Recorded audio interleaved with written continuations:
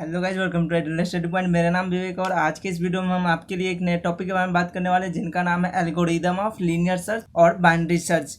तो previous video में आपको बताया था कि लीनियर सर्च क्या होता है और बाइनरी सर्च क्या होता है, साथ में उसका एग्जाम्पल भी आपको बताया था। तो अगर आप वो वीडियो नहीं देखे तो पहले उस वीडियो को देख लीजिए, देन आप इस वीडियो पे आए ताकि आपका जो कंसेप्ट है वो और भी क्लियर हो सके। तो उस वीडियो का लिंक आपको नीचे डिस्क्रिप्शन में मिल जाएगा, तो वहां जाकर उस वीडियो को देखना ना भूलिएगा। अगर फ्रेंड आप मेरे चैनल पर पहली बार विजिट कर रहे हैं तो चैनल को जरूर सब्सक्राइब कर लीजिए, साथ ही नीचे का जो बेल आइकन दिख रहा है उनको भी प्रेस कर लीजिए ताकि मैं कोई भी वीडियो डालूं तो आपको सबसे पहले नोटिफिकेशन जाए और आप अपडेटेड रहे। साथ ही इस नोट्स को अगर आप कंप्यूटराइज पीडीएफ के रूप में पाना चाहते हैं तो नीचे जाइए, डिस्क्रिप्शन में हमारे व्हाट्सएप ग्रुप का लिंक मिल रहा है, वहां जाके आप ज्वाइन कर लीजिए व्हाट्सएप ग्रुप को और अपना सब्जेक्ट टैप करके सेंड कीजिए। आपको नोट्स विदाउट एनी कॉस्ट, आपको बिल्कुल फ्री, कोई कॉस्ट नहीं देना, आपको जल्द से जल्द प्रोवाइड करवा दिया जाएगा। तो टॉपिक स्टार्ट कर लेते हैं। तो आज का हमारा सबसे पहला टॉपिक है एल्गोरिदम ऑफ लीनियर सर्च। तो आज का हमारा सबसे पहला टॉपिक है एल्गोरिदम ऑफ लीनियर सर्च। तो सबसे पहले हम समझते हैं कि कोई भी एल्गोरिदम को हम लिखते हैं तो उसमें हमको कौन कौन से नियम को फॉलो करना चाहिए। तो पहले आपको सबसे पहले क्या करना है, तो जितने भी आप टर्म एंड कंडीशन लिखते हैं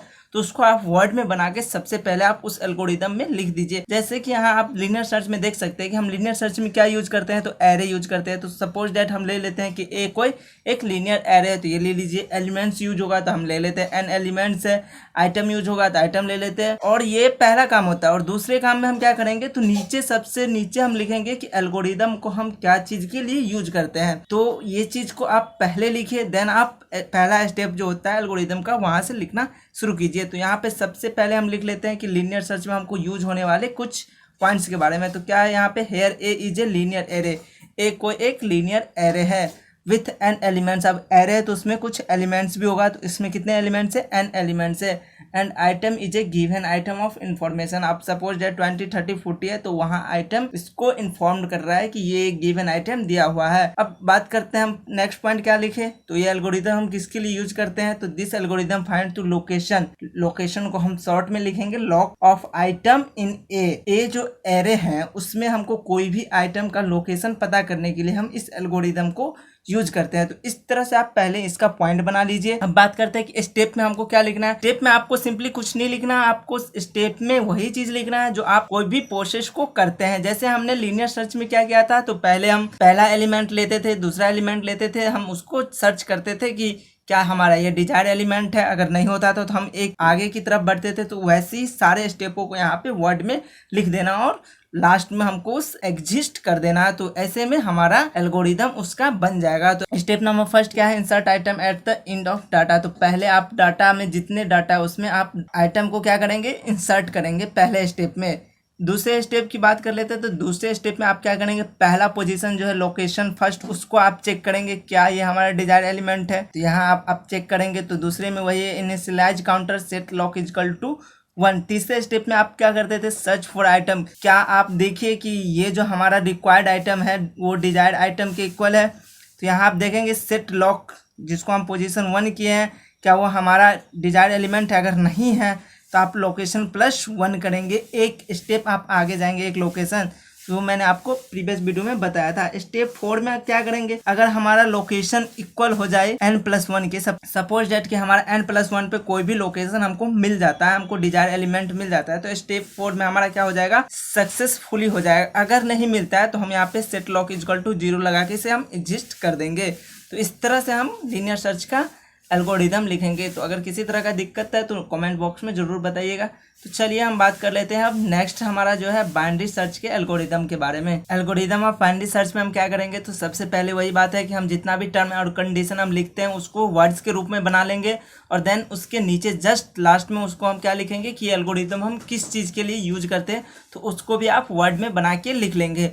तो मैंने प्रीवियस वीडियो में बताया था कि बाइनरी सर्च में सबसे पहले हम क्या देखेंगे कि हमारा जो एरे दिया है वो क्या होना चाहिए, सॉर्टेड एरे होना चाहिए। तो यहाँ पे मैंने वही लिखा है, हेयर ए जो है कोई एक sorted array with lower bound LB। Lower bound क्या है, तो जैसे हम लो प्लस हाई करते हैं मिड निकालने के लिए, तो वहीं पे लोअर बाउंड LB कहलाता है। और अपर बाउंड जो हाई रहता है वो यू, उसको हम UB मान लेते हैं। एंड आइटम है कोई भी गिवन आइटम दिया हुआ है, किसी भी आइटम का इंफॉर्मेशन हमको दे रहा है।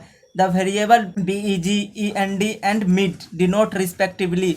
BEG मतलब बिगनिंग शुरुआत, और एंड मतलब एंडिंग, और मिड मतलब middle location. Is A segment of A array A. तो कोई भी एरे का ए जो है यहाँ पे आपको सपोज डेट ए कोई एरे, उसका बिगनिंग को हम BEG से लिखेंगे, एंडिंग को END और मिडिल लोकेशन को MID से इसमें हम दर्शाने वाले हैं। नेक्स्ट पॉइंट क्या है, this algorithm find the location. यह एल्गोरिदम हम क्या चीज़ को फाइंड करने के लिए यूज करते हैं, लोकेशन LOC, जिसको हम शॉर्ट फॉर्म कहेंगे। किसी भी आइटम किसी भी आइटम का लोकेशन को हम फाइंड करने के लिए इस एल्गोरिदम का यूज करते हैं। तो पहले आप इसको लिखिए वर्ड्स के रूप में, देन आप यहाँ से स्टेप शुरू कीजिएगा। तो पहले स्टेप में आपको क्या करना है, तो आपको सारे जितने भी वेरिएबल दिया है उसको आप लिख लीजिए। जैसे सेट BEG बिगनिंग को हम क्या लिख सकते हैं, LB लोअर बाउंड बिगनिंग, जो शुरुआती हमारा एरे होगा उसको हम क्या कहेंगे, LB। एंडिंग को अपर बाउंड, जो लास्ट में होगा हम बताए थे आपको।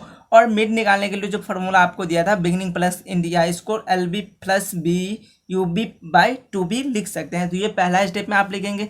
दूसरे स्टेप में क्या करना है, रिपीट करना है स्टेप नंबर 3rd और 4th को। कब तक रिपीट करना है, जब तक कि हमारा बिगनिंग जो लेस देन या इक्वल टू नहीं हो जाए इंड के। एक पॉइंट और भी है, ए मिड इक्वल टू आइटम। तो जब तक हमको एक ही पॉइंट आप इसमें स्टेप नंबर 2 में याद रखिए कि हमको स्टेप 3 और स्टेप 4 को हमको रिपीट करना है जब तक कि हमारा बिगनिंग लेस देन या इक्वल नहीं हो जाए इंड के।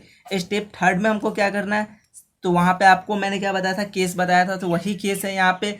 अगर हमको रिक्वायर्ड आइटम या की जो है वो लेस देन हो जाए ए मिड, हम क्या करेंगे, सेट करेंगे इंड को क्या से, मिड -1 से, एल्स। तो स्टेप नंबर 3rd में आपको यहाँ तक का कंसेप्ट क्लियर है। अगर यहाँ पे हमारा रिक्वायर्ड आइटम अगर लेस देन है मिड से, तो हमको उसमें फिर से बिगनिंग करना है। क्या बिगनिंग को हम क्या करते थे, मिड +1 से हम ये हमारा हो जाएगा यहाँ पे लोअर LB। इसको बिगनिंग को भी आप LB यहाँ पे लिख सकते हैं। LB क्या हो जाएगा, मिड +1। तो फिर हम स्टेप नंबर 4 में फिर से मिड निकालेंगे। उसके लिए हमारा मिड का काम, सॉरी LB का काम यहाँ से बन जाएगा, जो हमारा मिड +1 आएगा। तो यहाँ से आप फिर से मिड निकालेंगे और स्टेप नंबर 2 को आप रिपीट करेंगे, मतलब क्लोज करेंगे यहाँ पे स्टेप नंबर 4 में। तो यहाँ तक आपका कंसेप्ट क्लियर है। इस कंसेप्ट को क्लियर करने के लिए आपको प्रीवियस वीडियो देखना जरूरी है, तो वो वीडियो जरूर देख लीजिए। स्टेप नंबर 5 में हम क्या कहेंगे, स्टेप नंबर 5 हमारा हो जाएगा, अगर ए मिड इक्वल टू आइटम, अगर कोई मिड हम निकाले और वो हमारा रिक्वायर्ड आइटम के बराबर है, तो वहीं पे हम सेट लोक इक्वल टू मिड, मतलब हमारा जो रिक्वायर्ड लोकेशन है उसको हम सेट कर देंगे। एल्स अगर हमारा नहीं निकलता है तो सेट लोक इक्वल टू नल, मतलब हमारा सर्च अनसक्सेसफुल रहेगा। हमें उसमें कोई इस तरह का आइटम आपको देखने को नहीं मिलेगा जो हमको डिजायर एलिमेंट है। सपोज दैट हमारे पास कोई ऐसा एरे, उसका एलिमेंट दिया है 20, 30, 40 और हमको उसमें 50 मान रहा है, तो हमारा इसमें तो 50 तो है नहीं, तो ऐसे में हम set loc equal to null करके इसे हम एग्जिस्ट कर देंगे।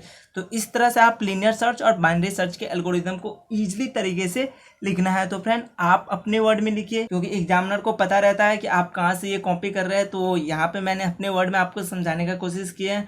अदरवाइज आपको इसमें किसी तरह का दिक्कत है तो नीचे जाइए, डिस्क्रिप्शन में व्हाट्सएप का लिंक मिल रहा है, वहाँ ज्वाइन होकर अपना प्रॉब्लम जरूर शेयर कीजिएगा। साथ ही इस नोट्स को अगर आप कंप्यूटराइज PDF के रूप में पाना चाहते हो तो व्हाट्सएप ग्रुप को ज्वाइन कर अपना सब्जेक्ट टाइप करके भेज दीजिए। आपको विदाउट एनी कॉस्ट नोट्स बिल्कुल फ्री में प्रोवाइड करवा दिया जाएगा। तो तब तक के लिए